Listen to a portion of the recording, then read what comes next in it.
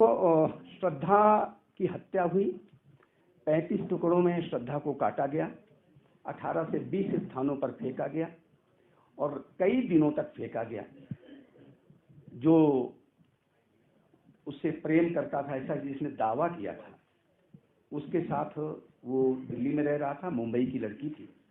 स्वाभाविक है पहले प्रेम किया होगा, क्योंकि लड़की ने अपने घर वालों को भी ये कहा था मैं 25 साल की हो गई हूँ और मुझे अपना निर्णय लेने का अधिकार है। ऐसा स्वाभाविक रूप से परिवारों में होता है। नवयुवक होते हैं, वो ऐसे निर्णय करते हैं, गलत निर्णय करते हैं। बच्चे तो बच्चे होते हैं, उनको समझाने का काम होना चाहिए। लेकिन दुर्भाग्य से उस लड़की को काट दिया गया।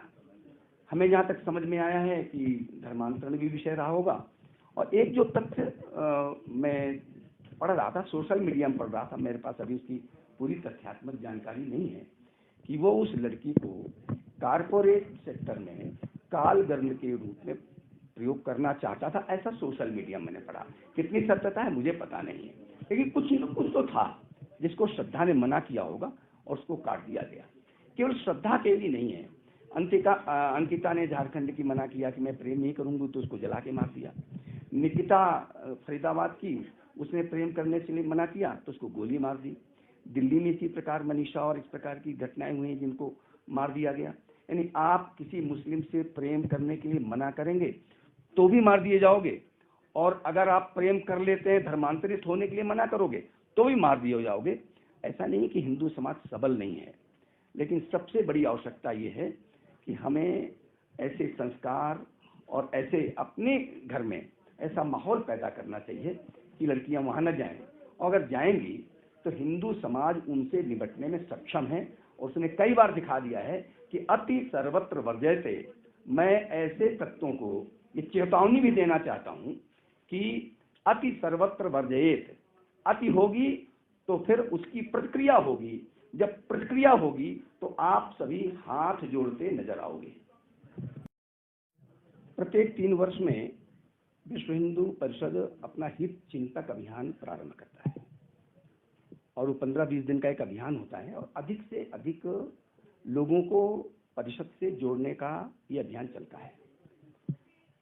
58 वर्ष पहले विश्व हिंदू परिषद की स्थापना हुई थी, और तब से आज तक बड़े व्याप में विश्व हिंदू परिषद खड़ा हो गया है, क्योंकि उसके साथ समाज के लोग जुड़े हैं, बड़े बड़े अभियान लिए हैं और पूरे भी किए हैं।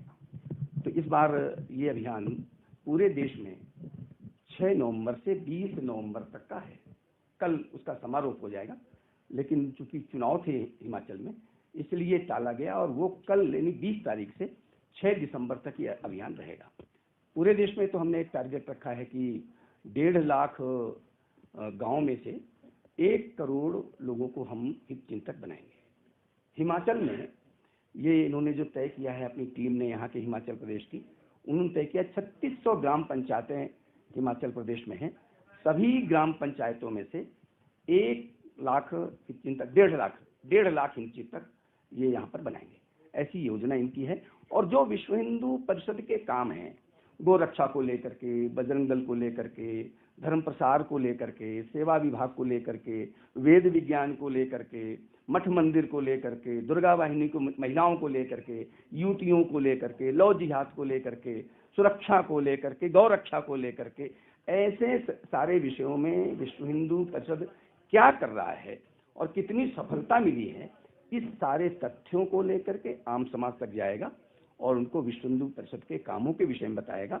और जो टारगेट रखा है 1.5 लाख ऐसे लोगों को चिंतक बनाएगा, तो ये टारगेट पूरा करके मुझे लगता है आगे बढ़ेगा, क्योंकि इस समय देश में लोग विश्व हिंदू परिषद के साथ जुड़ना चाहते हैं। वो देश की विभीषिका देख रहे हैं, समस्याएं देख रहे हैं, उनको एक आशा भी विश्व हिंदू परिषद से है। उनको लगता है हम जुड़ेंगे तो काम पूरा हो।